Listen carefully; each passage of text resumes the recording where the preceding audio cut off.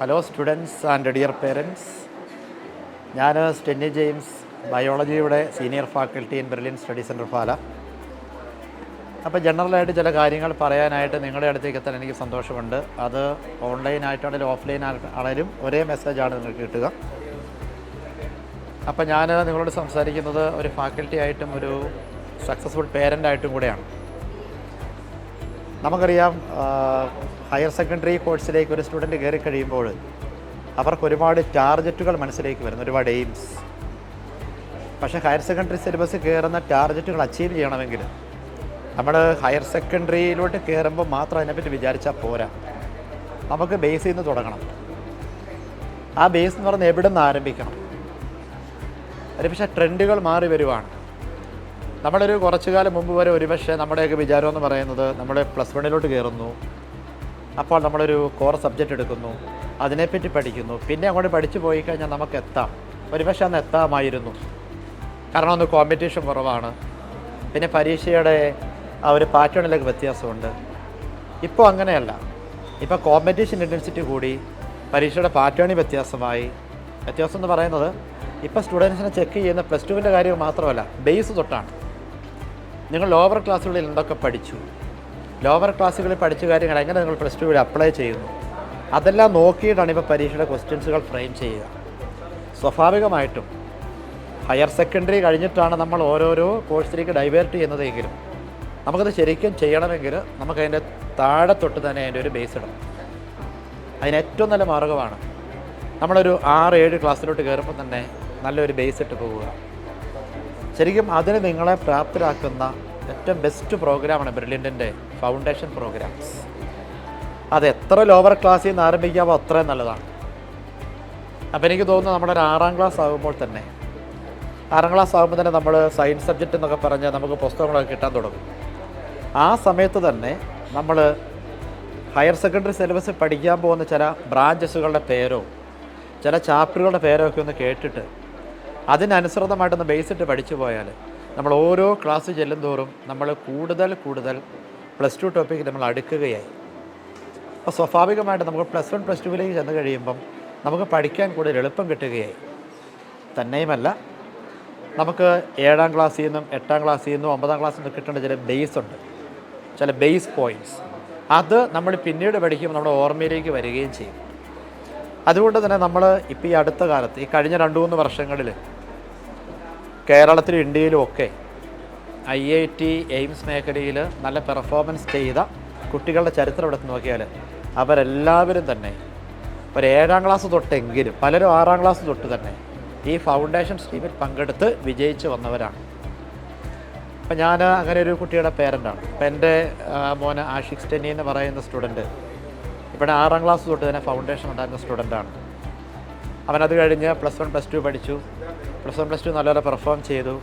IIT പരീക്ഷ എഴുതി. JEE main പരീക്ഷയ്ക്ക് കേരളത്തിൽ നിന്ന് 100% മാർക്കോടുകൂടി ഫസ്റ്റ് റാങ്ക് വരാൻ സാധിച്ചു.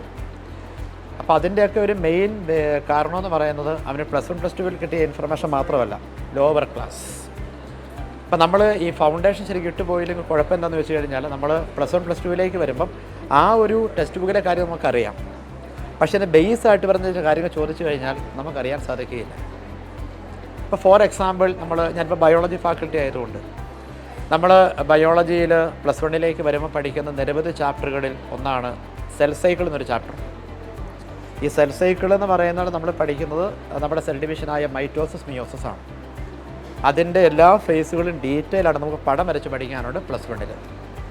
പക്ഷേ അതിൻ്റെയൊക്കെ ബേസ് എന്ന് പറയുന്നത് ഈ സെൽ ഡിവിഷൻ നടക്കുന്ന സെല്ലിൻ്റെ അകത്ത് വരുന്ന ചില കാര്യങ്ങളാണ്. സെല്ലിൻ്റെ അടിസ്ഥാനപരമായ സ്ട്രക്ചർ എന്താണ്, അതിനകത്തിരിക്കുന്ന പ്രോട്ടോപ്ലാസത്തിൻ്റെ പ്രാധാന്യം എന്താണ്, അതിനകത്ത് ഏതൊക്കെ ഓർഗനൽസുകളുണ്ട്, അതിനകത്ത് ഏതൊക്കെ സെൽ ഡിവിഷൻ നടത്താൻ വേണം, ഇതൊക്കെ നമ്മൾ പഠിക്കുന്നത് ശരിക്കും +1 അതൊക്കെ നമ്മളൊരു 9ാം ക്ലാസ് 10ാം ക്ലാസ്സിൽ പഠിക്കും. അപ്പോൾ നമുക്ക് ആ ഒരു ഇൻഫർമേഷൻ ഉണ്ടെങ്കിൽ +1 ഈ സെൽ സൈക്കിൾ പഠിക്കുമ്പോൾ എന്താ എളുപ്പമെന്നറിയാം. ഞാൻ ഉദാഹരണം പറഞ്ഞത് മാത്രം. അതുപോലെ +2 നമുക്ക് ജെനറ്റിക്സ് പഠിക്കാനുണ്ട്. ബയോളജിയുടെ ഒരു ക്ലാസിക്കൽ ചാപ്റ്ററാണത്. ആ ചാപ്റ്റർ നമ്മൾ ഒരുപാട് ഹയർ ലെവൽ കാര്യങ്ങൾ അവിടെ പഠിക്കുമ്പോൾ അതിൻ്റെയൊക്കെ ഒരുപാട് ബേസ് എന്ന് പറയുന്നത് ഈ ജീൻ എന്ന് പറയുന്ന ഒരു സാധനം അത് ശരിക്കും എങ്ങനെ ഉണ്ടായി, അതിൻ്റെ പിന്നിലുള്ള കഥ എന്താണ്, ഇതൊക്കെ നമ്മൾ ഒരുപാട് ബേസ് ഇട്ട് പഠിക്കുന്നത് 7ലും 8ലും ഒക്കെയാണ്.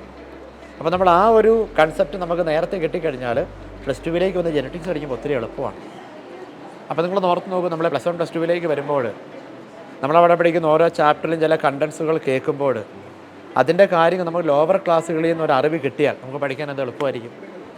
അതുകൊണ്ട് തീർച്ചയായിട്ടും ഹയർ സെക്കൻഡറി കഴിഞ്ഞ് നമ്മൾ IIT പോയാലും എയിംസിലേക്ക് പോയാലും അവിടെ നല്ല പെർഫോമൻസ് നടത്തണമെങ്കിൽ നമുക്ക് ബേസ് കിട്ടുക എന്നുള്ളത് വളരെ പ്രധാനപ്പെട്ട കാര്യമാണ്. അത് നമ്മൾ +1 കയറിയിട്ട് ആലോചിച്ചിട്ട് കാര്യമില്ല, നമ്മൾ നേരത്തെ പ്ലാൻ ചെയ്യണം. നമുക്കറിയാമല്ലോ, well begun is half done എന്നാണ് പറയുക. അപ്പോൾ നല്ലൊരു തുടക്കം എന്ന് പറയുന്ന പകുതി തീർന്നതിന് തുല്യ. അപ്പോൾ അതായത് നമ്മുടെ ഒരു ഫൗണ്ടേഷൻ 10 വരെ പഠിച്ചു കഴിഞ്ഞാൽ ഞാൻ പറയും നിങ്ങളുടെ ഹയർ സെക്കൻഡറി പഠനത്തിൻ്റെ പകുതി നിങ്ങൾ പഠിച്ചു കഴിഞ്ഞാൽ അതാണ് എൻ്റെ സക്സസ്. അപ്പോൾ നമ്മൾ ഫൗണ്ടേഷൻ പഠിക്കാതെ ഹയർ സെക്കൻഡറി കയറിയാൽ നമ്മൾ +1 +2 പഠിക്കുന്ന ടോപ്പിക്കുകളെല്ലാം പുതിയ കാര്യമായിട്ട് തോന്നും. അപ്പോൾ വലിയൊരു ടാസ്ക്കാണ്. പക്ഷേ ഫൗണ്ടേഷൻ നമ്മൾ പ്രോപ്പറായിട്ട് ചെയ്താൽ +1 +2 പഠിക്കുന്നതിൻ്റെ ഒരു 40% കാര്യങ്ങൾ നിങ്ങൾ പഠിച്ചു കഴിഞ്ഞു. അപ്പോൾ അതുകൊണ്ട് നമ്മൾ +1 +2 പഠിക്കുമ്പോൾ ആ പഠനം നമ്മളെ എളുപ്പമാക്കാൻ അത് 2 ആംഗിളിൽ +1 +2 പഠിക്കുമ്പോൾ ഒന്നാമത്തെ ആംഗിൾ എന്ന് പറയുന്നത് എന്താണ്? ബോർഡ് എക്സാമിനേഷൻ എഴുതുക, അവിടെ നമുക്ക് നല്ല മാർക്ക് വേണം. രണ്ടാമതെന്ന് പറയുന്നത് ഇത് കഴിഞ്ഞുള്ള എൻട്രൻസ് പരീക്ഷകൾ, അത് IIT ആകാം എയിംസ് ആകാം, അതെഴുതുന്ന നല്ല റാങ്ക് മേടിക്കുക. ഇത് രണ്ടും നമുക്ക് സ്മൂത്തായിട്ട് ചെയ്യാൻ നമുക്ക് ലോവർ ക്ലാസ്സുകളിൽ എത്തുന്നത് ബേസ്. ഞാൻ പറഞ്ഞ well begun is half done. So you must have a good beginning.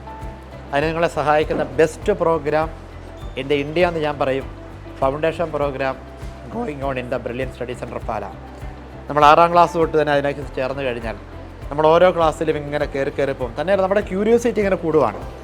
6ാം ക്ലാസ്സിൽ കിട്ടുന്ന ഇൻഫർമേഷൻ നിങ്ങൾക്ക് 7ാം ക്ലാസ്സിലേക്കുള്ള ബേസാണ്. അപ്പോൾ 7ാം ക്ലാസ്സിൽ ചേരുമ്പോൾ കിട്ടുന്ന ഇൻഫർമേഷൻ 8ലും 9ലും വരുന്ന ബേസാണ്. 8 കിട്ടുന്ന ഇൻഫർമേഷൻ 9നും 10നും വേണ്ടിയാണ്. 9 തൊട്ട് നിങ്ങൾക്ക് കിട്ടുന്ന ഇൻഫർമേഷൻ ശരിക്കും +1 +2 ടോപ്പിക്കാണ്.